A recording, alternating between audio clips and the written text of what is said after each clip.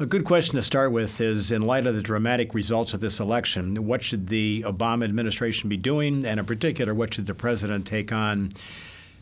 And briefly, I would suggest the following. If I were to sit in the Oval Office and he would say, Mike, what's next? I would say, this Friday, let's do an after-action review. Let's look back on what happened over the last 2 years, what went right, what in your view went wrong, and looking at the next 2 years, what can be done better going forward in light of the fact that this set of election results said things have not gone as well as you certainly would have hoped that they did go. Call it the after-action review, call it a kind of a reset button, but let's take a good look backwards to be more clear-minded on how we should go forward next 2 years. I think in terms of a really good question here on what should Obama do when it comes to communicating with the American public and his various constituencies, actually internationally as well as domestic, I'll draw on a project I did last couple of years with two colleagues on what company CEOs said they did do in getting through this huge financial crisis of 08-09. 2 points stand out, I think, from that research that bear on what Obama might want to take on going forward. Number one, we talked to 15 chief executives who'd gone through that wrenching period, and they said, number one, that they learned to be brutally clear about what is happening, to get at the reality of what's around them, to accept and, in fact, identify the huge problems that the country is facing in the president's case here, and to say that. So a big dose of realism here is vital. Number two, the chief executives do say that in that crisis, getting people through that crisis, put it more aggressively, more frequent communication with the key groups upon whom they depend to get their job done, vital. So for the chief executive of a company, the board of directors, the big investors, the customers, the employees, and the community, for Barack Obama, vital to be aggressively communicating going forward now with the voters, with country leaders outside the U.S., certainly with the House and the Senate going forward.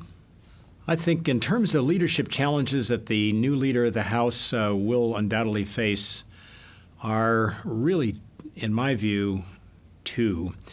When we say leader, it means that the person now at the top of the House has to make things happen for the House as part of our governance process here. And with a internally divided party and big divisions with the opposition party, the new leader of the House is going to have to work real hard to build a common ground within his party and then across the aisle there. And then number two, it's obvious as soon as I say it, leadership is getting things done, of having a vision and then executing around that with a good strategy. To get anything done in the United States as a House leader, you've got to work with the U.S. Senate, you've got to work with the White House.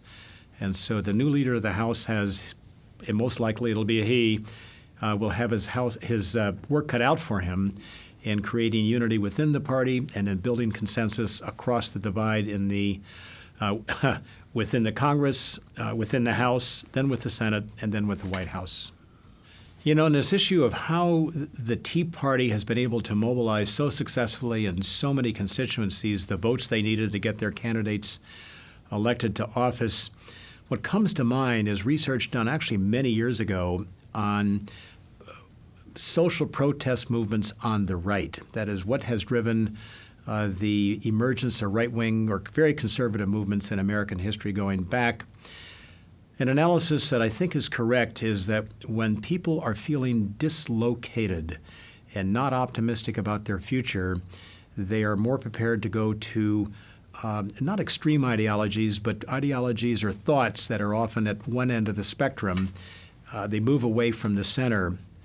And to me, anyway, I think the Tea Party is a reflection of the profound unease that so many people feel about where the U.S. is going in the world economy, profound unease about the fact that their real earning power has been flat for better than a decade now, and obviously huge uncertainty about where our economy is going. Put those factors together, we may or may not agree with the way they articulate what they want done, But I think much of the energy of the Tea Party movement is coming out of the fact that our economy, very uncertain, very unclear where it's going to go, and for many people, it's been a very hard period.